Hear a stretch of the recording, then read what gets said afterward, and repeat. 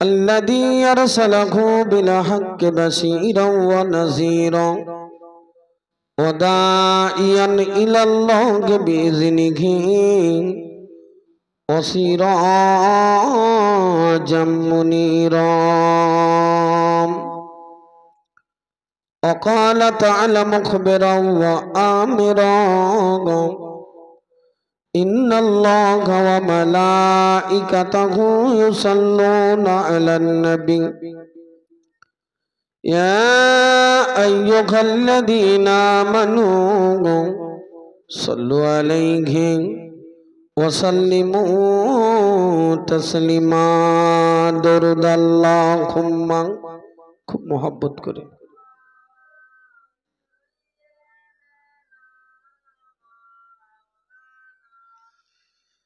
وعلى آل سيدنا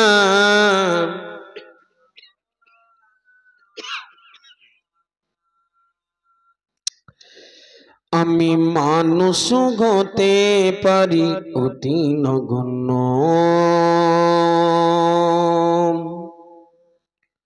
আমার আকা মাওলা দেখো জগৎ বরেণ্য। আমি মানুষ হতে পারি অতি নগণ্য, আমি প্রেমিক হতে পারি জীর্ণ শীর্ণ। যাকে ভালোবাসি তিনি অতি অনন্য,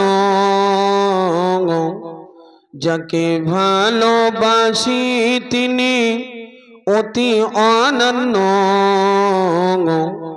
আমি মানুষ হতে পারি অতি নগণ্য। আল্লাহুম্মা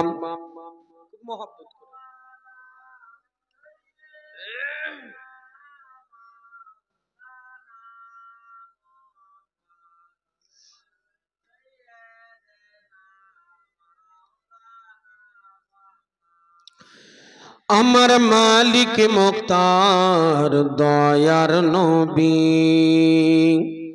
যার হাতে সকল ভান্ডারের চাবি, ভান্ডারের চাবি। আমার মালিক মুক্তার দয়ার নবী, যার হাতে সকল ভান্ডারের চাবি, ভান্ডারের চাবি।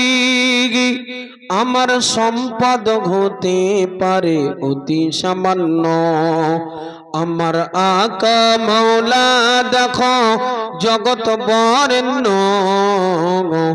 আমার সম্পদ হতে পারে অতি সামান্য, আমার দাতা মহান দেখো বিশ্বেরই জন্য। আমি মানুষ হতে পারি অতি নগণ্য, আমার আকা মাওলা দেখো জগৎ বরেণ্য। আমি প্রেমিক হতে পারি জীর্ণ শীর্ণ, যাকে ভালোবাসি তিনি অতি অনন্য। আমি মানুষ হতে পারি অতি নগণ্য। আল্লাহুম্মা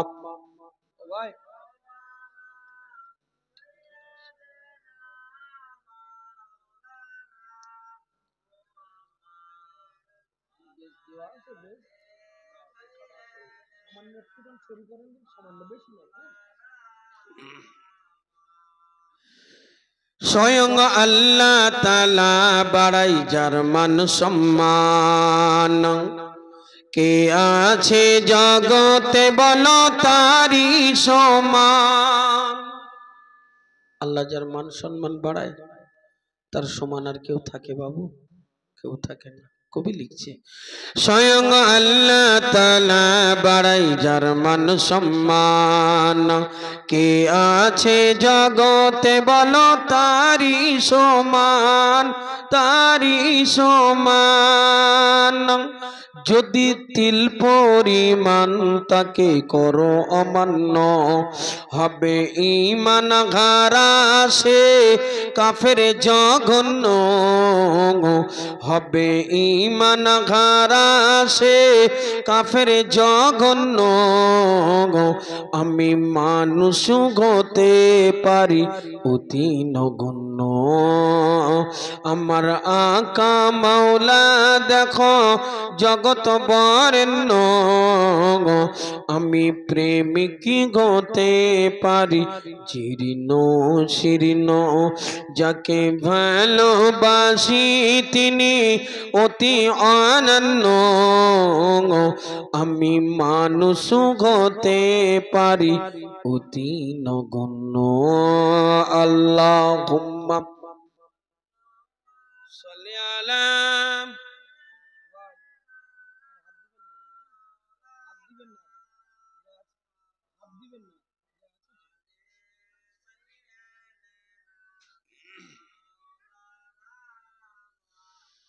नहमदुहु व नुसल्ली अला रसूलिहिल करीम अम्मा बाद क़ाल अल्लाहु तआला फ़ी कलामिहिल मजीद अल फ़ुरक़ानिल हमीद बिस्मिल्लाहिर रहमानिर रहीम क़द जाअकुम मिनल्लाहि नूरुन व किताबुम मुबीन क़ाल अल्लाहु तआला फ़ी कलामिहिल मजीद अल फ़ुरक़ानिल हमीद बिस्मिल्लाहिर रहमानिर रहीम अनि इबुदुल्लाह वजतनिबुत तागुत क़ाला नबी सल्लल्लाहु अलैहि वसल्लम अफज़लुल इबादत इबादतुल कुरान औ कमा क़ाला अलैहि सलातु अस्सलाम। सम्मानीय आजकेर महफिलेर निर्वाचित सभापति आपनादेर फुलबाड़ी आल हेरा हिफ्जुल कुरान माद्रासार কর্তৃপক্ষ বিশেষ সম্মানীয় আজকের মাহফিলের প্রধান আকর্ষণ আলা হযরত মাওলানা মুফতি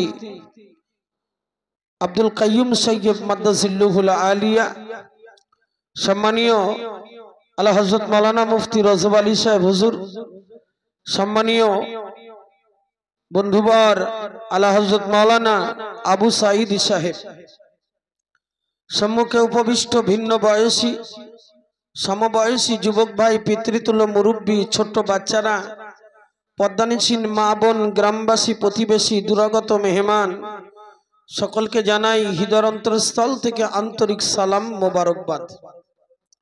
सर्वप्रथम से आल्लाह के प्रशंसा करी जे आल्लाह पाक आमार मतो गुनाहगार के आपनादेर मतो नेककारदेर खेदमते এই মাদ্রাসার আঙ্গিনাতে বসিয়ে কিছু কথা শোনা বলার সুযোগ করে দিয়েছেন, সেই মালিকের শাহী দরবারে কোটি কোটি শুকরিয়া জ্ঞাপন করি।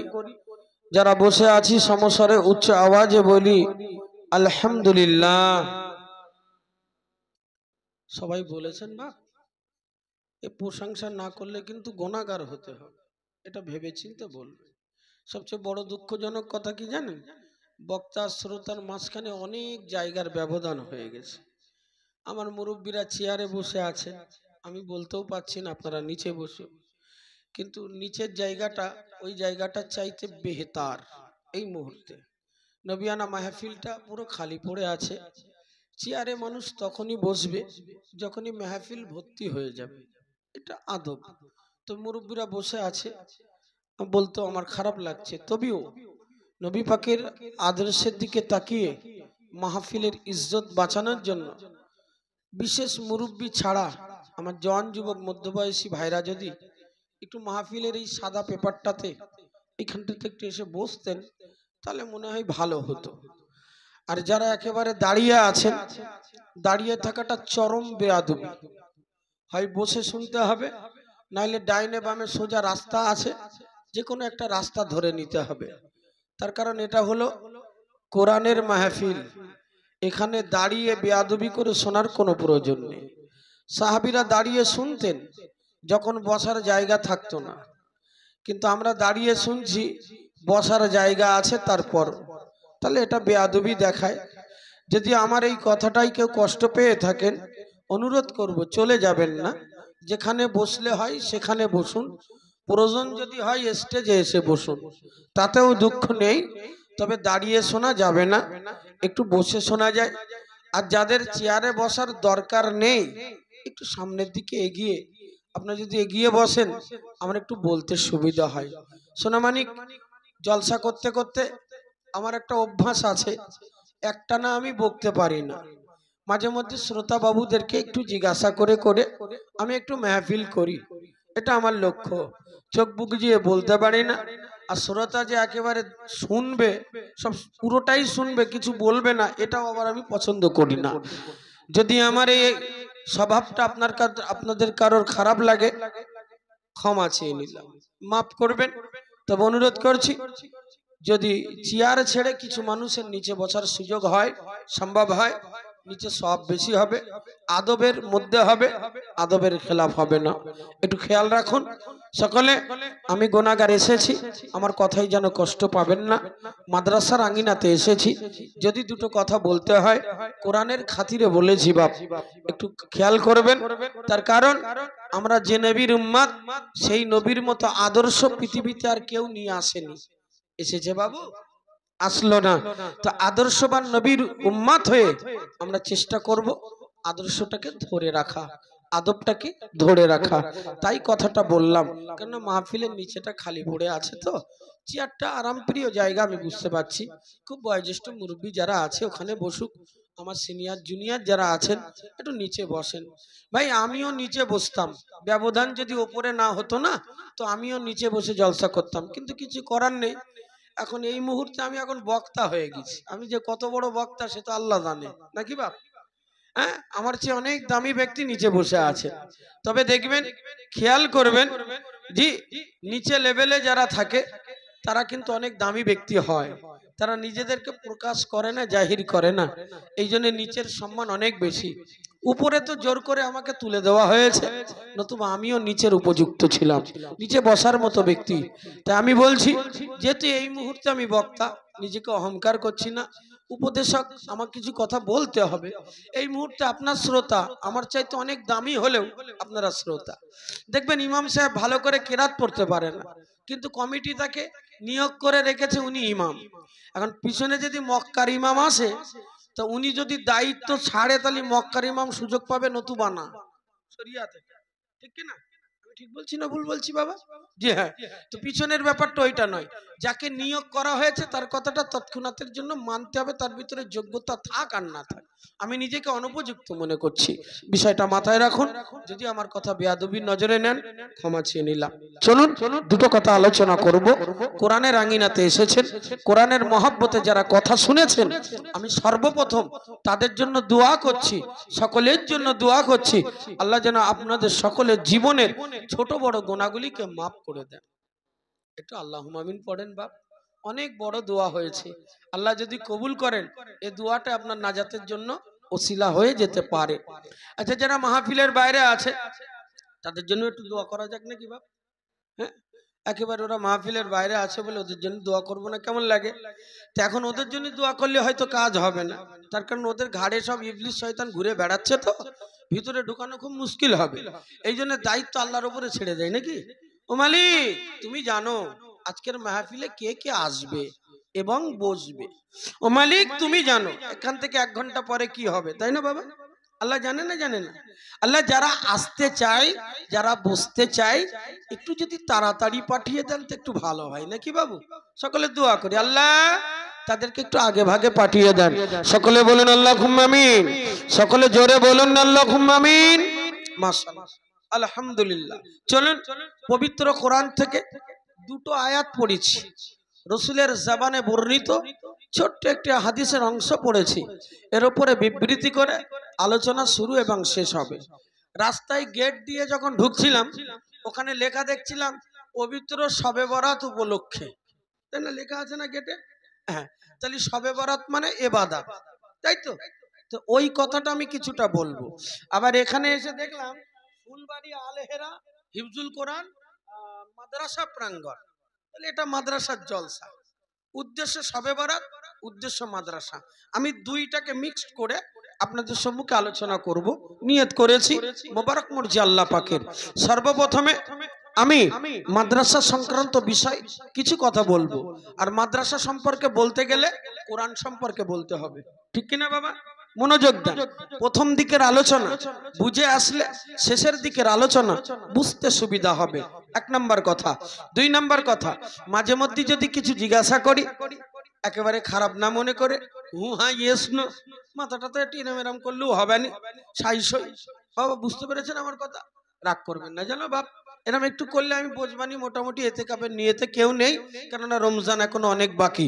চলুন আর সুবহানাল্লাহ আলহামদুলিল্লাহ বলার জায়গা আসলে মান অভিমান করবেন না, যদি প্রয়োজন হয় একটু অন্তর থেকে বলবেন, ওটা আপনার জন্য অনেক কামিয়াবির রাস্তা হবে। এবারে আমি আলোচনা শুরু করি। চলুন কোরআনের দুইটা আয়াত, নাম্বার 1 যেটা পড়েছি, বিসমিল্লাহির রহমানির রহিম, কদ জাআকুম, কদ অবশ্য, অবশ্য, জাআকুম আমি পাঠিয়েছি। কে বলছে? আল্লাহ বলছে কদ জাআকুম অবশ্য, অবশ্য আমি পাঠিয়েছি। কে পাঠালো বাবা? আল্লাহ পাঠালো। কি পাঠিয়েছে?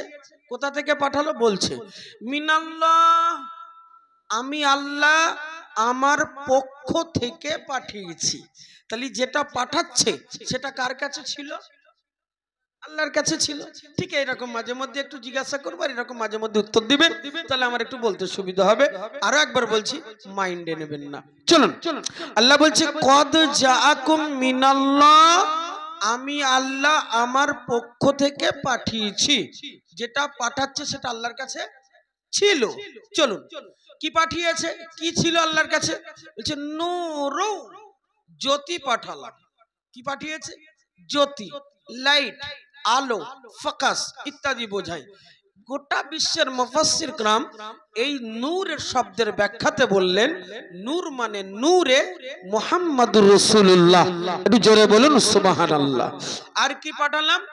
কিতাবুম মুবিন, পবিত্র কুরআনুম মাজিদ। আমি আল্লাহ আমার হুকুম, একটু আরেকবার বলুন সুবহানাল্লাহ। তাহলে হিসাবে এই আয়াতের ভিতরে কয়টা কথা বলা হলো? দুইটা। এক হলো মুহাম্মাদুর রাসূলুল্লাহ, দুই হলো কিতাবুল্লাহ, তাই তো? আল্লাহর কিতাব। মনোযোগ দেন। আল্লাহ বললেন অবশ্য, অবশ্য আমার পক্ষ থেকে পাঠিয়েছি, যেটা আমার কাছে গচ্ছিত ছিল। দুইটা জিনিস, এক হলো মুহাম্মদ, দুই হলো কিতাব অর্থাৎ কুরআনুম মাজিদ। তাহলে এই দুইটা জিনিস কার কাছে ছিল? আল্লাহর কাছে। আচ্ছা, যে দুইটা আল্লাহ আমানত করে রেখেছিলেন সেই দুইটার হকদার মুসা নবীর উম্মত হয়েছে তো? লাইন ঠিক আছে। ঈসা নবীর উম্মত হয়েছে, ইব্রাহিম, ইউনূস, ইউসুফ, XYZ 1 লক্ষ মতান্তর 2,24,000 পয়গম্বর কেউ নয়। এই দুইটার হকদার যেটা আল্লাহর কাছে গচ্ছিত ছিল তার হকদার আমি আর আপনি হয়েছেন। একটু সুবহানাল্লাহ বলবেন। এ পর্যন্ত বোঝা গেল? মনে রাখবেন।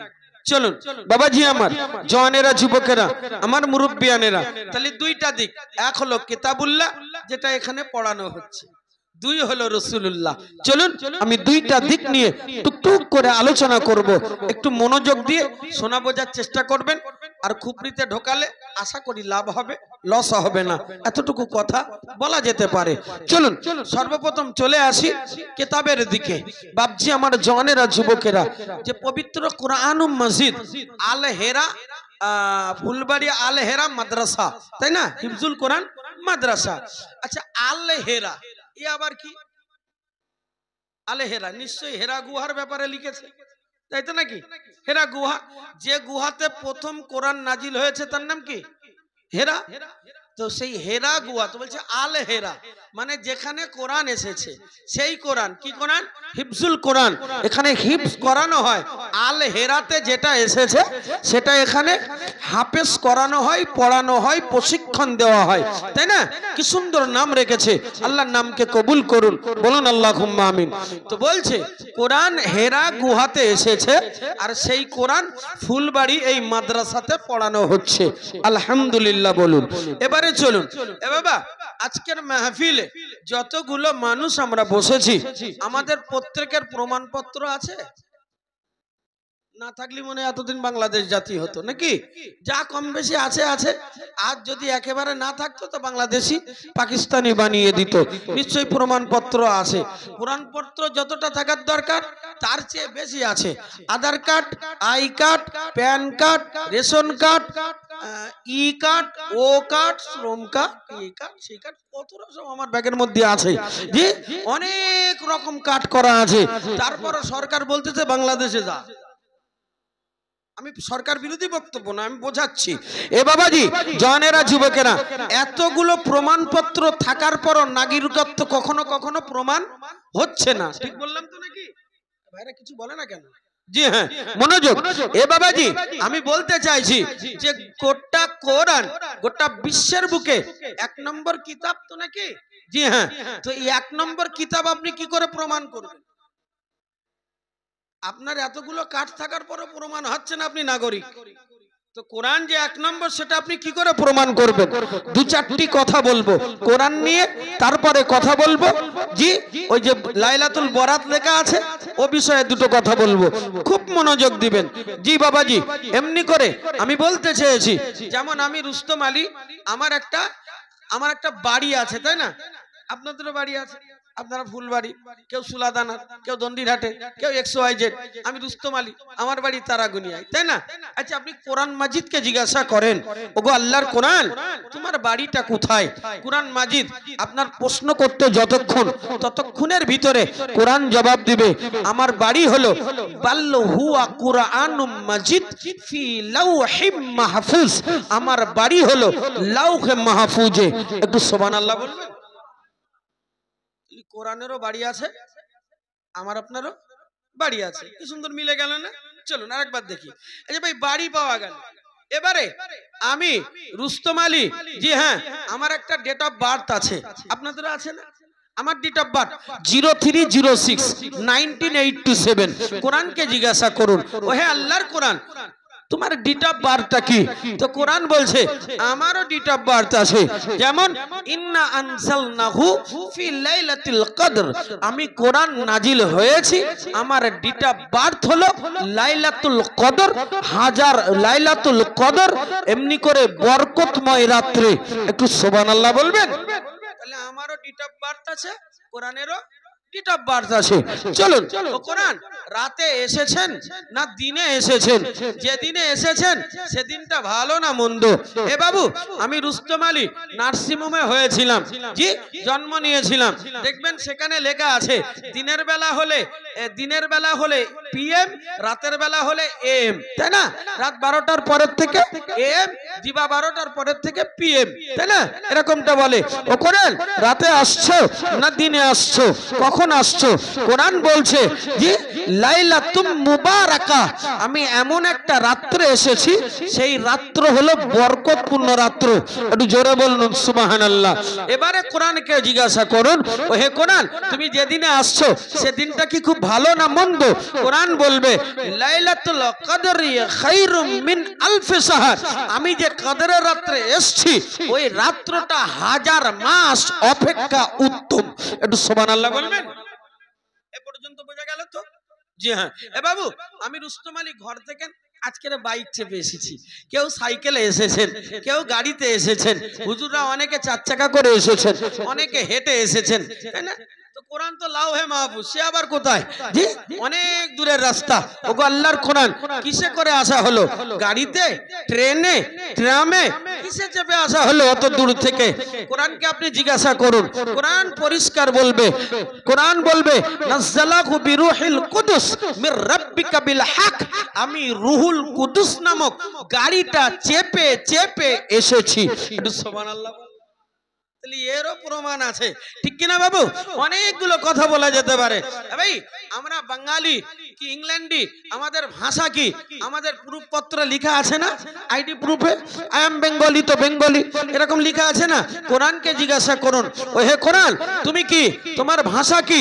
কোরআন বলবে ইন্না আনজালনাহু কুরআনান আরাবিয়্যান লাআল্লাকুম তাআকিলুন, আমি কোরআন আরবি ভাষা নিয়ে এসেছি এবং সহজ পদ্ধতি। আরেকবার সুবহানাল্লাহ বলবেন। খালি যে কটা প্রশ্ন করলাম প্রত্যেকটা প্রশ্নের জবাব কোরআনে পাওয়া গেল না একটু জবাব দিবেন। এ বাবু চলুন এবারে কোরআনকে জিজ্ঞাসা করি। ভাই আমাদের অনেকের বন্ধু বান্ধব আছে না? আগে সব দোস্ত পাওয়া যেত, এখন আর সে দোস্ত নেই। সে দোস্ত বিরাট দোস্ত ছিল, দোস্তর জন্য দোস্ত জান দিত, তাই না? এখন আর নেই, এখন হয়েছে বন্ধু। দোস্ত থেকে হয়েছে বন্ধু, বন্ধু থেকে হয়েছে ফ্রেন্ড, তাই না? ফ্রেন্ড বলে। যাই বা হোক, জি হ্যাঁ বাবাজি কোরআনকে জিজ্ঞাসা করুন, ওগো কোরআন তোমার বন্ধু কারা? কোরআন বলছে ইবাদুর রহমানিল্লাযীনা ইয়ামশুনা আলাল আরদি হাওনা। আমি কোরআন আমার বন্ধু হলো তারা যারা দুনিয়ার জমিনে চলাফেরা করে মাথা নিচু করে নম্র ভাবে। একটু সুবহানাল্লাহ বলবেন। অনেকগুলো কথা বললাম কোরআন সম্পর্কে, আর অনেক কথা বলা যায়। এ বাবা আমি রুস্তম আলী এসেছি কিছু কোরআনের কথা শোনানোর জন্য, এটা আমার উদ্দেশ্য, তাই না? আপনারা এসেছেন কোরআনের কথা শোনার জন্য, এটা আপনাদের উদ্দেশ্য। কেউ এসেছে খিচুড়ি খাওয়ার জন্য মানে তাবারুক, আবার কেউ এসেছে মেলাঘাটে বেড়ানোর জন্য, কেউ এসেছে হুড়ো দিতে, কেউ এসেছে কাটি মারতে, এরকম ভিন্ন ভিন্ন উদ্দেশ্য আছে না? আবার একটু কথা বলেন না। কোরআনকে জিজ্ঞাসা করুন, হে কোরআন তোমার উদ্দেশ্য কি? পবিত্র কোরআন পরিষ্কার জবাব দিচ্ছে লিতুখরিজান নাস মিনাজ জুলুমাতি ইলান নূর। আমি কোরআন এসেছি মানুষকে অন্ধকারের রাস্তা থেকে আলোর রাস্তা দেখাবার জন্য। একটু সুবহানাল্লাহ বলবেন। বাবা এ পর্যন্ত বোঝা গেল? যাক এইখানটাই রেখে দেই, এগুলো আর বেশি বলা যাবে না, এইখানে থাক। এবার কোরআন বলছে তোমরা তো আমার অনেক কথা বললে শুনলাম, আমার তিনটে কথা রাখবে। কোরআনের দাবি, আমার নয়। কার দাবি? কোরআনের দাবি। খুব মনোযোগ দিবেন। কোরআন বলছে লা ইয়ামাসসাহু ইল্লাল মুতাহহারুন। তোমরা যখন আমায় স্পর্শ করবে পবিত্র হালাতে করবে। এটা সুবহানাল্লাহ বলল। পৃথিবীর কোন কিতাবে লেখা আছে বাবা এমন? কোন কিতাবে লেখা আছে যে পাক পবিত্রতা অবলম্বন করো তারপর আমায় স্পর্শ করো? কোরআন বলছে আমায় স্পর্শ করতে গেলে পবিত্র হয়ে করতে হবে, এক নম্বর কথা। দুই নম্বর কথা কোরআন বলছে ও গোটা পৃথিবীবাসী তোমরা শুনে রাখো, আমাকে তেলাওয়াত করারও নির্দিষ্ট একটা পদ্ধতি আছে। তিনি কোরআন জানালেন জি ওয়াইজা কুরিয়াল কুরআন, কোরআন জানালো আউজিদ আলাইহি ওয়ারাতিলিল কুরআনা তারতিলা। আমায় যখন তেলাওয়াত করবে তারতিলের সাথে কাওয়ায়েত সহকারে। সুবহানাল্লাহ সুবহানাল্লাহ। কোরআন বলছে জি আমাকে তেলাওয়াত করার পদ্ধতি যেমন আছে, আমি কোরআন যেখানে তেলাওয়াত হব সেটা শোনারও পদ্ধতি আছে। কোরআন বলছে ওয়াইদা কুরিয়াল কুরআনা, আমি কোরআন যখন তেলাওয়াত হব, আমি কোরআন যখন পঠিত হব তখন কি হবে? ওয়াইদা কুরিয়াল কুরআনা ফাসতামিউ লাহু ওয়ানসিতু লাআল্লাকুম তুরহামুন। আমি কোরআন যেখানে পঠিত হব, আমাকে পাঠ করা হবে, সেখানকার ব্যক্তিবর্গরা তারা মনোযোগ সহকারে ধৈর্য সহকারে শ্রবণ করবে। একটু সুবহানাল্লাহ। কোরআনের কটা দাবি? তিনটে। শুদ্ধ করে পড়ো, পাক হয়ে ধরো, আর মনোযোগ সহকারে শোনো। কথা বোঝা গেল? বাবা কোরআন সম্পর্কে আর প্রশ্ন আছে? অনেক প্রশ্ন আপনি করবেন, তার জবাব কোরআনে পাওয়া যাবে। সোনার মানিকেরা, জওয়ানেরা, যুবকেরা, আমার মুরব্বিয়ানেরা গভীরভাবে মনোযোগ। আমি যেটা বলতে চেয়েছি গভীরভাবে মনোযোগ, যে পবিত্র কোরআনের কারখানা এখানে তৈরি হয়েছে, সেই কোরআনকে এতগুলো প্রশ্ন করা হলো, প্রত্যেকটা প্রশ্নের জবাব কোরআন দিয়ে দিয়েছে। আমি বলতে চাই ও জগৎবাসী ও এলাকাবাসী গভীরভাবে মনোযোগ। সেই পবিত্র কোরআন যেটা আল্লাহর কাছে আমানত ছিল, গোটা বিশ্বের বুকে গোটা বিশ্বের বৈজ্ঞানিক সেই কোরআনকে নিয়ে তারা এমনি করে গবেষণা করেছে, প্রচুর পরিমাণে গবেষণা করেছে। কিন্তু ওদের গবেষণা একদিকে, আল্লাহ বলছে তোদের গবেষণা যেমনি আছে তেমনি আমার চ্যালেঞ্জ তোদেরকে ছুড়ে দিলাম। জালিকাল কিতাব লা রাইবা ফি, এই কিতাবের ভিতরে কোনো সন্দেহ নেই, ওই কিতাবের ভিতরে কোনো সন্দেহ নেই। কিয়ামত পর্যন্ত চ্যালেঞ্জ রইল, যদি এই কিতাবের ভিতরে কোনো রকম ত্রুটি খুঁজে পাওয়া যেতে পারে, এই নির্ভেজাল নির্ভুল কোরআন আমি আপনি যার পথ নির্দেশ মেনে চলি, এই পবিত্র কোরআন মাজিদ সর্বপ্রথমে রাসূলুল্লাহর কাছে অবতীর্ণ হয়েছে। কোথায়? আলে হীরা, মানে হেরা গুহাতে প্রথমে নাজিল হলো। কিভাবে হলো? জি, ইকরা বিইসমি রাব্বিকাল্লাযী খলাক। তারপরে কি নাজিল হলো? ইয়া আইয়ুহাল মুজাম্মিল ইয়া আইয়ুহাল মুদ্দাসসির হুয়াল্লাযী আরসালা রাসূলাহু বিল হুদা ওয়া দীনিল হক লিইউযহিরাহু আলাদ দীনি কুল্লি। একের পর এক কোরআন এলো। জি, তাহলে হেরা গুহাতে কোরআন এইভাবে নাজিল হলো। গোটা বিশ্বের বিজ্ঞান এই চ্যালেঞ্জটাকে অ্যাকসেপ্ট করে তারা কোরআনের ভুল প্রমাণ করতে এগিয়ে গিয়েছে। কজনের কথা বলবো, মুসলিমদের কথা একটাও বলবো না। চলুন তবে একজন মুসলিমের কথা প্রথমে বলি, না বললে নয়টায়। জি, কবি কাজী নজরুল ইসলাম তিনি বলেছেন বাংলা ভাষায়, বাংলা পড়ো আর ইংরেজি পড়ো, যাই পড়ো না ভাই, কোরআন শিক্ষা না করিলে কোনো মূল্য নাই। কে বলেছে? কবি নজরুল বলেছে। লিখে নেন, বলছেন বাবাজি আমার কবিগুরু রবীন্দ্রনাথ ঠাকুর, যিনি নোবেল পুরস্কার পেয়েছেন, তিনি বলছেন হয়তোবা জীবনে, ভাষাটা মনোযোগ, হয়তোবা জীবনে নোবেল পুরস্কার পেতাম না যদি কোরআনকে অধ্যয়ন না করতাম। বাকিরা প্রশ্ন করেছিল, স্যার আপনি এ কথা কেন মন্তব্য করছেন? তিনি বললেন কোরআন যে এত সুন্দর কবিতামূলক আমি রবীন্দ্রনাথ কখনো জানতাম না। আমি যেদিন কোরআন অধ্যয়ন করলাম, আমি কবিতার পাঁচ লাইনগুলো ওখান থেকে শিখলাম। তার কারণ কোরআনে কবিতা বলা হয়েছে, যে অক্ষর দিয়ে শেষ হবে প্রথম লাইন, দ্বিতীয় লাইনও সেই অক্ষর দিয়ে শেষ হবে, এটাই হলো কবিতা। তো আমি কোরআনে সর্বপ্রথম দেখেছি ওয়াশ-শামসি ওয়াদুহাহা ওয়াল কমারি ইযা তালাহা ওয়ান নাহারি ইযা জাল্লাহা ওয়াল লাইলি ইযা ইয়াগশাহা। আছে না নাই? প্রত্যেকটা আয়াতের শেষে হা দিয়ে শেষ হয়েছে। আমি কোরআন ফলো করেছি, সেইভাবে কবিতা বানিয়েছি, আর আমি নোবেল পুরস্কার পেলাম। আমি ধারণা করছি গোটা বিশ্বের বুকে শ্রেষ্ঠ কিতাব যদি থাকে একমাত্র মুসলিমদের ধর্মগ্রন্থ আল কোরআন। একটু জোরে বলবেন সুবহানাল্লাহ। সুবহানাল্লাহ। অসুবিধা নেই তো? না ঘন ঘন বলতে অসুবিধা হচ্ছে? জায়গা ছাড়া বলবো না বাপ, যেখানে বলা সেখানে বলবেন, লাভ হবে লস হবে না, মনোযোগ দিবেন। সোনার মানিকেরা, কয়েকটা কবির কথা বলবো, এইভাবে হাজারো কবির কথা বলা যায়, আপনারা জেনে থাকবেন। জি, এমনি করে রাজা রামমোহন রায়, যার বুক পকেটে কোরআন ছিল, তিনি কোরআন পড়তেন, ছিল মানে কোরআন পড়তেন। অনেকগুলো কথা বলা যেতে পারে। ডক্টর মরিস বুকাইল, যিনি ফরাসি বৈজ্ঞানিক ছিলেন, তার ড্যাড তাকে বলছে, এই মরিস বুকাইল, তুই যদি পৃথিবীর বুকে ফেমাস হতে চাস তো সর্বপ্রথম বিশ্ব গ্রন্থ মুকুট যেটা পেয়েছে আল কোরআনের ত্রুটি খুঁজে বার কর। যেটা শ্রেষ্ঠ তার ত্রুটি বার করলে তো ফেমাস হওয়া যাবে। হ্যাঁ ভাই? আচ্ছা, এখন আমি যদি হঠাৎ করে, এখানে তো লাইভ হচ্ছে, আমি বলে দিলাম আল্লাহ সম্পর্কে একটা খারাপ মন্তব্য করলাম, এই লাইভটা যারা যারা দেখবে, শুনবে, বুঝবে, কাল সকালবেলা আমি ফেমাস হব না ভাই? এই অমুক বলেছে আল্লাহ সম্পর্কে, ঠিক কিনা কথা বলে? তো মরিস বুকাইল বলছে, এই মরিস বুকাইলের ড্যাড বলছে, ছেলেরে কোরআনের ভুল প্রমাণ করা, তুই ফেমাস হয়ে যাবি রাতারাতি। ডক্টর মরিস বুকাইল বলে 16টা বছর ধরে কোরআনের রিসার্চ করলাম, কোরআনের নাহু সরফের কায়দায় শিখলাম, পুরো টোটস্থ করে নিয়েছি। এমনি ফরাসির বৈজ্ঞ ফারসির জমিনে পিতাকে বললেন বিশাল কনফারেন্সের আয়োজন করুন, লক্ষ জনতার সম্মুখে কোরআনকে ভুল প্রমাণ করে দেখাবো, যে কোরআন আল হেরাতে পড়ানো হয়। এ বাবাজি, এমনি করে ডক্টর মরিস বুকাইলের ড্যাড প্রচুর গর্বের সাথে, আনন্দের সাথে লক্ষাধিক জনতার আয়োজন করে বিশাল কনফারেন্স করে কটলেসটা হাতে নিয়ে দায়িত্বহীন কণ্ঠে বললেন, আমার একমাত্র পুত্র সে কোরআনকে ভুল প্রমাণ করাবে। ডক্টর মরিস বুকাইল কটলেসটা হাতে নিয়ে দায়িত্বহীন কণ্ঠে চিৎকার করে বলেছিল, আমি পবিত্র কোরআনকে নিয়ে 16 বছর নহু সরফের কায়দায় রিসার্চ করে দেখলাম, পবিত্র কোরআনের জের জবর নোক্তা, আদেশ নিষেধ, রীতিনীতি, আইন কানুন, কোন রকমের ত্রুটি পবিত্র কোরআনের ভিতরে সুতা পরিমাণ ত্রুটি পেলাম না, সেটা হলো আল কোরআন। জোরে হবে।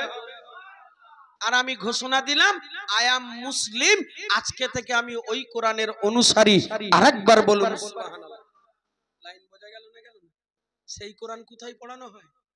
আল হেরাতে। নসিব ভালো আপনাদের। আহা, কোরআনের কারখানা। আর কোরআনের কারখানাতে আপনারা এসেছেন, এখানে এসে চলে যাওয়াটা আপনার অনেক বেয়াদবি হবে। কথা বোঝা গেল না? যারা দূরে আছেন তাদের অবশ্যই কোরআনের মহব্বতে আসা উচিত। গোটা বিশ্বের বিজ্ঞান যেখানে আজ পর্যন্ত কলম চালাতে পারেনি, আমেরিকা চেষ্টা করেছিল, তাই ফুরকানুল হক তৈরি করে এমনি করে মদ খাওয়া জায়েজ করলো, সুদ খাওয়া জায়েজ করলো, অন্যের বিবি নিয়ে মস্তি করা জায়েজ করলো, হাজারো হাজারো হারামগুলোকে হালাল বানিয়ে দিও, সে কোরআন টেকলো না। ফুরকানুল হক তৈরি করে কোরআনকে বেউজ্জতি করলো। আমি শুধুমাত্র আপনাদের একটা টিপস দেব যে কোরআনের সাথে সম্পর্ক রাখলে কতটা সম্মানীয় হওয়া যায়, একটুখানি মনোযোগ দিবেন। বাড়িতে রিহেল কাট আছে বাবু, অসুবিধা হচ্ছে আপনাদের বুঝতে? আমি তো আপনাদের এখানে প্রথম আসছি, জানি না কিভাবে বলবো, তবে আমি চেষ্টা করছি বলার জন্য। তবে টান টন অনেকে পছন্দ করে, এখনো দেইনি, তার কারণ কোরআনের কথা বলছি তো, এখানে আর টান দেওয়া যায় না। টাটকা ভাষায় শুনে নেন, মাঝে মধ্যে একটুখানি দেবানি, হ্যাঁ, সময় সুযোগ আসুক, জায়গাটা তৈরি করে নেই। কেন মাহফিলটা কানা পড়েছিল, মনটা বড় কষ্ট হচ্ছিল, কেন এটা তো কোরআনের কারখানা। এ বক্তা সোজা হোক, বুদো হোক, খোড়া হোক, কানা হোক, বোকা হোক, যাই হোক, এখানে কোরআনের মাহফিলকে আগে ইজ্জত দিতে হবে, ঠিক কিনা? পরে কথা বক্তা কে আছে, ওটা কালো হোক, সাদা হোক, ফর্সা হোক, বেকা হোক, ওটা পরের কথা। কথা হলো মেহফিলকে ইজ্জত দিতে হবে, তার কারণ কোরআনের মেহফিল, এর আদব রয়েছে। মনোযোগ, দুটো প্রশ্ন করব, বলেন তো বাবা, বাড়িতে রিহেল কাট আছে আপনাদের? আছে। আচ্ছা, মনে করেন ভুল করে রিহেল কাটে একবার পা লেগে গেছে, তার একবার জুত করে লাথি মারবেন তো? ওই তো কাঠ, সেই একই কাঠ তো ওই রাস্তার ধারে রাখা রয়েছে, কুকুর ঠ্যাং তুলে পেশাব করে, আমাদের জওয়ান যুবক ভাইরা অনেকে কুকুরের মতন পেশাব করে, ঠিক কিনা? দাঁড়িয়ে পেশাব করা মানে কুকুরের মতো, কুকুর তো দাঁড়িয়ে করে না, পেশাব বসে করে। কথা বলে না ভাই, রাগ করছেন নাকি আপনার? জি হ্যাঁ, অনেক জওয়ান যুবকের এখন অভ্যাস বদলায়নি, ওরা কুকুরের অভ্যাসটাকে কুকুরের সুন্নত পালন করছে। কথা বোঝা গেল না বাবাজি? আমার জওয়ানেরা, যুবকেরা, আমার মুরব্বিয়ানেরা, গভীরভাবে মনোযোগ। কাঠ তো রাস্তার ধারে লেখা আছে, সেখানে কুকুর বিড়ালে পেশাব করে, মানুষেও পেশাব করে, ভাই ও কাঠের কতটা ইজ্জত আছে। কাঠকে আমরা কি করি? ঘরের আসবাবপত্র বানাই, দরজা জানালা বানাই, খাট পালঙ্ক বানাই, এমনি করে ভিন্ন ভিন্ন বস্তু বানাই। ভাই কত নামি দামি কাঠ আছে, শাল কাঠ, দেবদারু, নামি দামি কত কাঠ আছে। আমি বলছি রিহাল কাঠটাও নিশ্চয় একটা কাঠের তৈরি। জি, ওই কাঠে পা লাগলে আর একবার লাথি মারবেন তো? মারবেন না, কি করবেন? সালাম করবেন। কেন করবেন? একই কাঠ রাস্তার ধারে পড়ে রয়েছে। আল্লাহর কোরআন থাকে তাই, ও তো কাঠ, কোরআনের নির্দেশ মেনেছে কি ও? বাবু, রিয়েল কাঠকে কি বলে? বিজ্ঞানের ভাষায় বলা হয় জড় বস্তু। যার এক জায়গা থেকে আরেক জায়গায় চলন, বমন, গমন কোনো শক্তি নেই, তাকে বলে জড় বস্তু। করছি ঠিক বলছি তো বাপ? এমন না তোর বলছি বাপ, ওনারা তো সব বাপ চাচা, তুই বল ঠিক বলছি তো? হ্যাঁ, জড় বস্তু কাকে বলে? এক জায়গা থেকে অন্য জায়গায় যাওয়ার ক্ষমতা নেই, সে জড় তো। জড়ো বাবাজি আমার। তাহলে রিহেল কাঠের ভিতরে প্রাণ নেই, এক জায়গা থেকে আরেক জায়গায় যেতে পারে না, চলন বমন গমন কোনো শক্তি নেই, কোরআনের কোনো নির্দেশ মানতে পারে না। রিহেল কাঠ নামাজ পড়তে পারে না, রোজা রাখতে পারে না, হজ করতে পারে না, যাকাত দিতে পারে না, কিচ্ছু পারে না, শুধু গায়ে গায়ে টাচ লেগেছে, গায়ে গায়ে টাচ লেগেছে, এতটুকু কারণে যদি একবার ভুল করে পা লেগে যায়, তাই আপনারা সালাম করেন। এ বাবা, আমি বলতে চেয়েছি ওই কোরআন যারা মানবে, ওই কোরআন যারা পড়বে, ওই কোরআন যারা শিখাবে, ওই কোরআন যারা কলিজায় জ্বলাবে, ওই কোরআনের অনুকারী যারা, অনুসারী যারা হবে, তাহলে রিয়াল কাঠ যদি গায়ে টাচ লেগে এত সম্মান পাই, যারা কোরআন পড়ে এবং পড়ায় এদের সম্মান কতটুকু লাইন বোঝা যাচ্ছে? সেই কোরআনের কারখানায় এসে বেয়াদবি চলবে না তো বাপ। এদিক দিকে আসলাম, ওদিক দিয়ে গেলাম, হাওড়া, শিয়ালদা, এগুলো মুসলমানের আদর্শ হবে না। আজকের দিনে কোরআনের কারখানাতে বসা উচিত আছে। আমার এই ভাষায় যদি কষ্ট পান, বেয়াদবি মাফ করুন। চলুন, আমি আরো আপনাকে আর এলান দিতে হবে না, যা দিচ্ছি তাই খাক আগে। বাবাজি আমার, জওয়ানেরা, যুবকেরা, বলেছি না টান পরে দেবানি। হ্যাঁ, এখন কোরআনের কথা বলছি, এখানে টান চলবে না, এখানে শুধু বোঝানে। এখন দিলি তো 10 মিনিট খেয়ে নেবেন, কি হবে আপনার উপায়? কথা বোঝা গেল না? চলুন দিচ্ছি, একটু দিচ্ছি। সোনার মানিক, জওয়ানেরা, যুবকেরা, আমার মুরব্বীরা, কোরআন সম্পর্কে একটা ধারণা তৈরি হলো। একটু হ্যাঁ ভু বলেন বাপ, তাহলে আমি একটু এগোই। আর এদিকে আর বলবো না, এখানে টান নেই তো অন্যদিকে যাব। চলুন, এই পবিত্র কোরআন মাজিদ থেকে ছোট্ট একটা আয়াত তুলে নিয়েছি। কি আয়াত? আনি ইবুদুল্লাহ ওয়াজতানিবুত তাগুত, তোমরা আল্লাহর ইবাদত করো আর বাতিলকে ছেড়ে দাও। কেন? ওই রাস্তার ব্যানারে লেখা আছে শবে বরাত উপলক্ষে লাইলাতুল বরাত। তাহলে শবে বরাত মানে ইবাদত। আল্লাহ বলছে আমার ইবাদত করো আর বাতিলকে ছেড়ে দাও। এবারে আমি একটু ইবাদতের দিকে আসব, খুব মনোযোগ দেবেন। পরিশেষে আবার কোরআনের দিকে ফিরবো, মনোযোগ দিবেন। বাপজি আমার জওয়ানেরা, যুবকেরা, চলুন। আল্লাহ বললেন আমার ইবাদত করো আর বাতিলকে ছেড়ে দাও। এখন বলুন, আমি আপনি কি আল্লাহর ইবাদত করি? হ্যাঁ বলেন, তারপর তুমি বলবেন হ্যাঁ করি।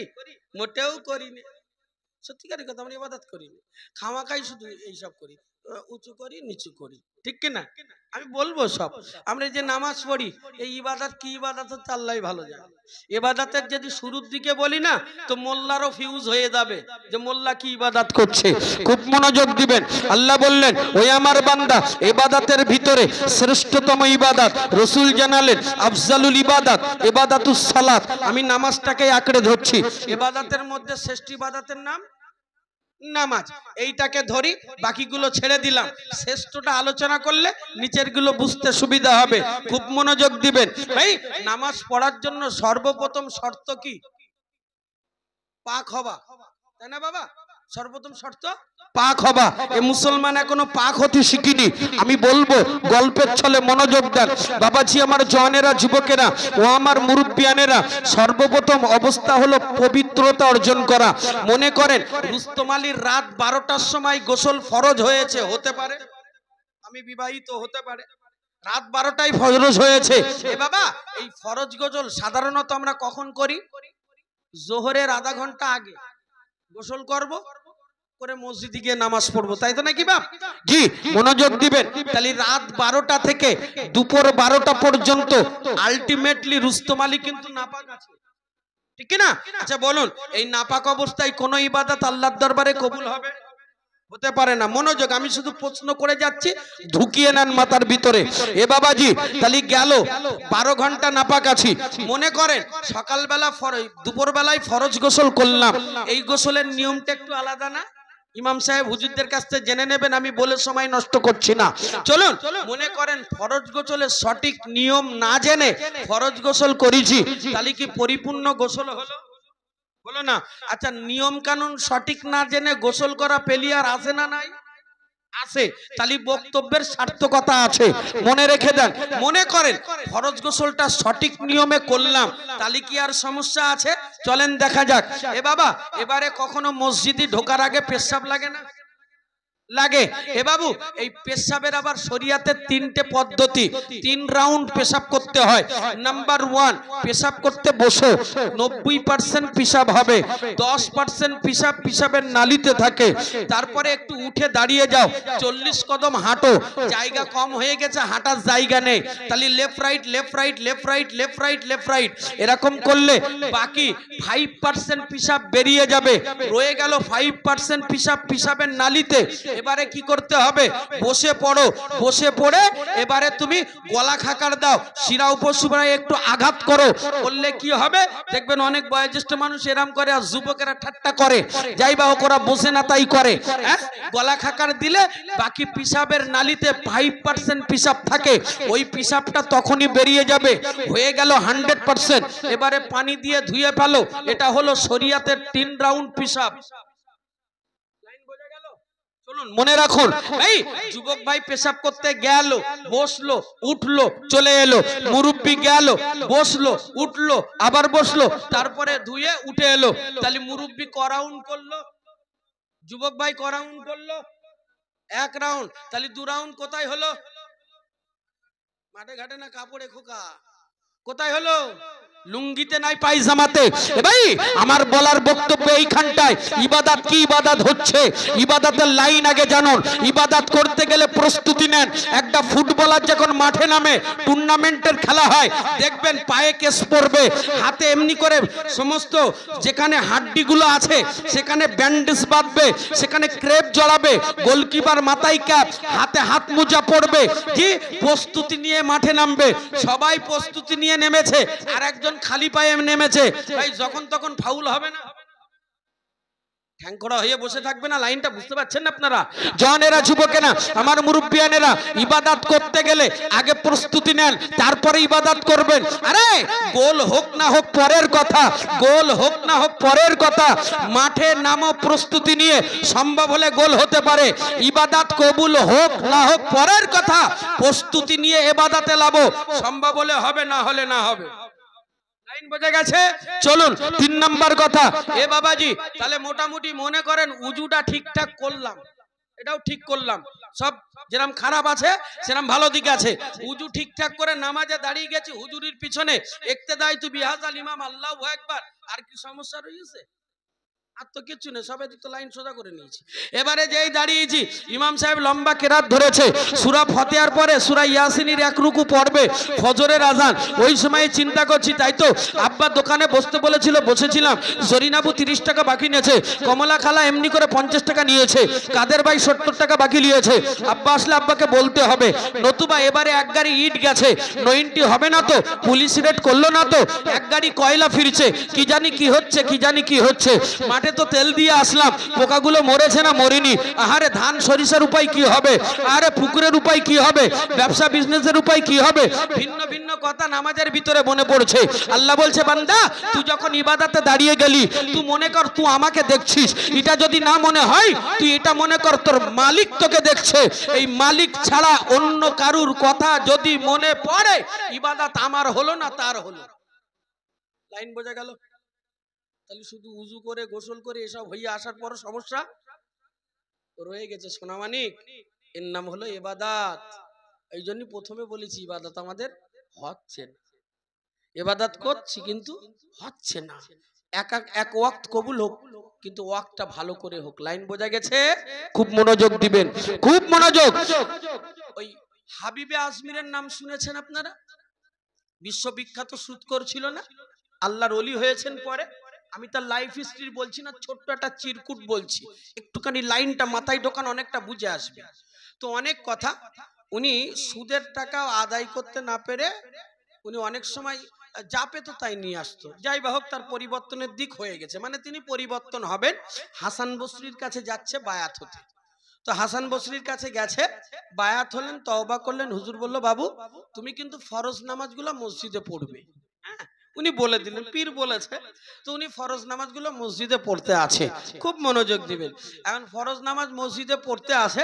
1 তারিখে হাসান বসরি মসজিদের ইমাম, উনি মসজিদে আসতে পারেনি ফজরের জামাতে। ভাই একটু দেরি হয়ে গেছে, তো নির্দিষ্ট সময়ে জামাত হয়, যদিও ইমাম সাহেব আসেনি, তাহলে তো কাউকে ইমাম বানাতে হবে। তো সবাই মিলে বলে হাসান বসরিকে, হাবিবে আজমিরকে বলছে, ভাই আপনি নামাজটা পড়িয়ে দেন। হাবিবে আজমির বলছে, ভাই আমি বিখ্যাত সুদ করেছিলাম, ও ভাই আমি হালি হালি তওবা করেছি, আমি কেরাত ভালো জানি না, আমি সূরা ভালো পড়তে পারি না, রুকু বৈঠকে আমার সমস্যা আছে, আপনারা কেউ ইমাম হন, এ দায়িত্ব আমাকে দিবেন না। ছলে বলে কলে কৌশলে হাবিবে আজমিরকে ইমামতির দায়িত্ব দিয়েছে। লাইন কেরাম হবে, যে ভালো বোঝে না তাকে যদি দেওয়া হয় কেরাম কেরাম হবে না? অনেক ছেলেরা এখন পা পর্যন্ত জামা পড়ে না ভাই, হঠাৎ করে এক মসজিদে নামাজ পড়তে গেছে, ইমাম সাহেব নি, ওরে যদি টেনে দেয় কেরাম হবে? কথা বলে না কেন? একটা যুবক ছেলে, অনেকে এখন ফ্যাশন করেছে, পা পর্যন্ত জুব্বা পড়ছে, আরবিয়ান জুব্বা, হজ করে এসে টাটকা, জীবনে মাদ্রাসায় পড়িনি, স্কুল কলেজে পড়ুয়া, জি হালকা দাড়ি রেখেছে, স্টাইল মার্কা, পা পর্যন্ত জামা পরে, তো মনে করছে এই জামা পরি যখন একটু মসজিদে যায়, যে গিয়েছে গিয়ে দেখছে মসজিদে ইমাম নেই, তো সবাই বলছে একটা বড় হুজুর ঢুকেছে, ওরে দে, টেনে টুনিয়ে নে ওরে দেশে। লাইন কেরাম বলেন, আল্লাহ ছেড়ে দে মা, কেঁদে বাঁচি। হ্যাঁ, কথা বোঝা গেল না? ঠিক ওই রকম হাবিবে আজমির তিনি এমনি করে ইমামতির জায়গায় গেলেন, তিনি লাইন খুঁজে পাচ্ছেন না, কি হবে, তাহারিমা বেঁধে ফেলেছেন, আর ওদিকে হাসান বসরি ঢুকে পড়েছে। বুঝা গেল? মনোযোগ দেন বাইরা, জানেরা, যুবকেরা, আল্লাহর লিগে হযরত হাসান বসরি রাহমাতুল্লাহি আলাইহি হুজুর আমার মসজিদে গিয়ে দেখলেন হাবিবে আজমির ইমামতির জায়গা, আল্লাহর লিগে হুজুর আমার পিছনে ইক্তেদা শুরু করলেন। যেহেতু নামাজ শুরু হয়ে গেছে, এমনি করে হাবিবে আজমির নামাজের ইমামতিতে আছে। আল্লাহর ওলি হযরত হাসান বসরি রাহমাতুল্লাহি আলাইহি হুজুর আমার দেখতে পেলেন নামাজের ভিতরে বলি সূরা ফাতিহাতে ত্রুটি হয়েছে, কেরাতে ত্রুটি হয়েছে, বৈঠকে ত্রুটি হয়েছে। হুজুর আমার বুঝতে পারলেন, পরে আবার নামাজটাকে নিজে ব্যক্তিগতভাবে দোহরে নামাজ আদা করে নিলেন।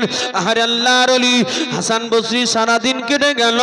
রাতের বেলা যখন হুজুর আমার আল্লাহ পাকে সব জিকির করতে করতে একটু তন্দ্রা নিদ্রা এসেছে, এমনি করে হুজুর আমার দেখতে পায় আল্লাহ পাক আল্লাহ তাআলা হাসান বসরিকে ইলহাম করে বলে, ও আমার বান্দা হাসান, আমি আল্লাহ দেখছিলাম আজকের নামাজি তুমি জানো এমনি করে তুমি জানো নামাজের ভিতরে একটু আনমনা ছিলে। ওই সময় হাসান বলে, এই মালিক আমি কেন আনমনা ছিলাম? আলিমুল গায়বি সামিউম বাসির, আল্লাহ আপনি ভালো জানেন। ও মালিক আজকের নামাজের ভিতরে ফাতিহাতে ত্রুটি হয়েছে, কিরাতে ত্রুটি হয়েছে, বৈঠকে ত্রুটি হয়েছে, সিজদাতে ত্রুটি হয়েছে। ও মালিক আল্লাহ নামাজের ভিতরে একাধিক ত্রুটি হবার কারণে আমি হাসান নামাজের ভিতরে আমি আনমনা হয়ে গিয়েছি। আমার আল্লাহ বললেন, ও আমার বান্দা হাসান, তুই জানিস না আমি আল্লাহ পাক আজকের নামাজকে আমি কবুল করে নিয়েছি। একটু সুবহানাল্লাহ বলেন ভাই। হাসান বসরি তো একজন জ্ঞানী ব্যক্তি না বাবা, যে আল্লাহ এই কিরাম হলো, ও নামাজে ভুল করছে আর আপনি বলছেন আমি কবুল করেছি, আল্লাহ ইলহাম করছে। হ্যাঁ, ও নামাজে ভুল হচ্ছে আর আপনি বলছেন আমি কবুল করেছি, বিষয়টা কিরকম একটা হচ্ছে না? তাহলে ভুল হয়ে যাওয়া নামাজ কবুল হয়? জ্ঞানী মানুষের কাছে প্রশ্ন রয়ে যায়। জানে না, ও জানে না, যুবকে না, ও মা মুরব্বিয়ানেরা, ও মা বোনেরা, গভীর ভাবে মনোযোগ। আল্লাহ পাক আল্লাহ তাআলা হযরত হাসান বসরি রাহমাতুল্লাহি আলাইহি হুজুরকে ইলহাম করে বললেন, ও আমার বান্দা হাসান, হাবিবে আসমিরি যখন ইমামতির জায়গায় দাঁড়িয়ে গেল, তার কিরাতে ভুল হয়েছে, তার ফাতিহাতে ভুল হয়েছে, তার বইটাকে ভুল হয়েছে, এটা আমি আল্লাহ জানছি। তবে হাসান শুনেলে আমার বান্দা হাবিবে আসমির ও যখন তাহারিমা বেঁধে ফেলেছে, শুধু আমার কাছে কাঁদে, এই মালিক আমি নামাজ ভালো পড়তে পারি না, আমি ইবাদত ভালো করতে পারি না, আমি কিরাত ভালো করতে পারি না, আমি কেবল ফাতিহা ভালো পড়তে পারি না, রুকু বইটাকে আমার ত্রুটি আছে। ও মালিক আমি জানি আমার নামাজ কবুল হবে না, তবে আমার পিছনে যারা ইক্তেদা করছে আল্লাহ এদের দায়িত্ব আমি কেমনে নেব? এরা আমায় দাঁড় করিয়ে দিয়েছে। ও দয়াময় আপনি আমার নামাজ কবুল না করলেও এদের নামাজ কবুল করলেন। ও আমার বান্দা হাসান, হাবিবে আসমির নামাজের ভিতরে বিবির কথা মনে ছিল না, ছেলে মেয়ের কথা মনে ছিল না, গ্রামবাসী আত্মীয় স্বজনের কথা মনে ছিল না, রাগ বিবাদের কথা মনে ছিল না, ব্যবসা বিজনেসের কথা মনে ছিল না, দুনিয়ার কোনো কথা মনে ছিল না। ও বান্দা হাসান, হাবিবে আসমির নামাজের ভিতরে আমি আল্লাহ আমাকে ডেকেছে ডেকেছে ডেকেছে, আমাকে দেখেছে, আমার সাথে কথা বলেছে, আমার সাথে বিনিময় করেছে, যা করেছে আমার সাথে ঝরঝর করে চোখের পানি ফেলেছে। ও বান্দা হাসান নামাজের ভিতরে একাধিক প্রকাশ্যে ত্রুটি হবার পর নামাজে দুনিয়ার কোনো কথা মনে না থাকার কারণে আমি আল্লাহ আমার কথা মনে থাকার কারণে আমি আল্লাহ পাক ওর নামাজ সহ সকলের নামাজ কবুল করেছি। একটু জোরে বলে নারে তাকবীর, নারে তাকবীর। বুঝা যাচ্ছে ইবাদত কাকে বলে? শবে বরাত চলে গেছে বাপ, আবার যেন ফিরে আসে আমাদের কাছে, বলুন আল্লাহুম্মা আমিন। একটা গুরুত্বপূর্ণ রাত কাটিয়েছি, কিন্তু সম্মুখে শবে বরাতের চাইতে দামি রাত আসছে, ঠিক কি না? লাইলাতুল কদরি খায়রুম মিন আলফি শাহর। আরে সোনার মানিক, জন যুবকেরা, আমার মুরব্বিয়ানেরা, জি হ্যাঁ, ইবাদত করার মতো করুন ভাই, সবটাই ইবাদত। কথা বলা গেল না, ইবাদতের শ্রেষ্ঠ ইবাদত as-সালাত। এইটা যদি আঁকড়ে ধরেন না, বাকিগুলো আস্তে আস্তে আপনার সঙ্গী হয়ে যাবে। সোনামানিকেরা, নামাজ ইবাদত কার জন্য? আল্লাহর জন্য। আল্লাহ বলেন আনি ইবুদুল্লাহ, আমার ইবাদত করো, ওয়াজতানিবুত তাগুত, বাতিল ছাড়ো। আর অন্য জায়গায় কি বললেন, ওমা খালাকতুল জিন্না ওয়াল ইনসা ইল্লা লিয়াবুদুন, মানুষ জিন তোমাদেরকে সৃষ্টি করেছি আমার আমার আমার ইবাদত করবে। করলাম কি আল্লাহর ইবাদত? করলাম না, দুনিয়ার ইবাদত করলাম, মানুষের ইবাদত করলাম, দুনিয়ার মানুষের খুশির জন্য ইবাদত করলাম। আল্লাহ খুশির ইবাদত কোথায় হলো? আল্লাহ তো জানছে আমি রুস্তম আলীর জবানে যা বলছি, বলার হবে কথাটা, বলার আগে কথাটা কোথায় তৈরি হয়? বাম স্তনের 2 আঙ্গুল নিচে কলবের ঘরে তৈরি হয়, ঠিক কিনা বাবু? এই কলবের ঘরে তৈরি হয়। আল্লাহ বলছে, ও বান্দা, তুই জবান দিয়ে যা বলছি, তোর বলার আগে তুই কি বলবি আমি আল্লাহ জানি। একটু সুবহানাল্লাহ বলবেন না? একটু সুবহানাল্লাহ বলবেন না? আমি রুস্তম আলী ইবাদত করছি, নামাজে দাঁড়িয়ে গেছি, এখন আমি যে কি উদ্দেশ্য করছি সেটা আল্লাহ জানে। আমার তো উদ্দেশ্যটা এইখানটায় আছে, ইন্নামাল আমালু বিন্নিয়াত, নিয়াতের সাথে আমল কবুল হয়, ঠিক কিনা কথা বলেন? নিয়াত সোজা হলে, নিয়াত আল্লাহ খুশি হলে কবুল হবে, নতুবা বেকার। ভাই আমরা দৈনন্দিন নামাজ পড়ি না পড়ি না? পড়ি। দৈনন্দিন আমাদের ফরজ ইবাদতের সব আল্লাহর কাছে পৌঁছানো হয়, জানেন বাবা? বাবু, যে সমস্ত জওয়ান যুবক ভাইরা দাঁড়িয়ে আছেন, শোনা ভাই, এই চেয়ার খালি থাকলে নাই, চেয়ারে বসুন, একটু বসুন না ভাই। সোনামানিকের আমার মুরব্বী যারা দাঁড়িয়ে আছে, চেয়ারও খালি আছে, জন যুবক ভাইয়ের একটু সামনে অনেক জায়গা আছে, আসেন না ভাই। রাস্তাঘাটে গাড়ি চলাচলই করছে, আমার কথা কেউ শুনলো না, কি বলো ভাই? আদর করে ডাকলেও শুনবে না, একটু ঝেঁঝে বললে আবার রাগ করবে, তাহলে কোন জায়গায় যাওয়া যায়? আদর করে ডাকা যাক, দায়িত্ব আল্লাহর উপরে ছাড়া যাক নাকি? আল্লাহ যারা দাঁড়িয়ে আছে তাদের বসার সুযোগ করে দাও, বলুন আল্লাহুম্মা আমিন। ওই দাঁড়িয়ে দাঁড়িয়ে আবার অনেকে মোবাইল ঘেঁটতেছে, তার মানে এখানেও চালাচ্ছে, মানে ইবলিস ঘাড়ের থেকে নামই নি এখন। একটু তাকবীর দান দিন, নেমে যাক, নারায়ে তাকবীর, একটু জোরে দেন বাপ, নারায়ে।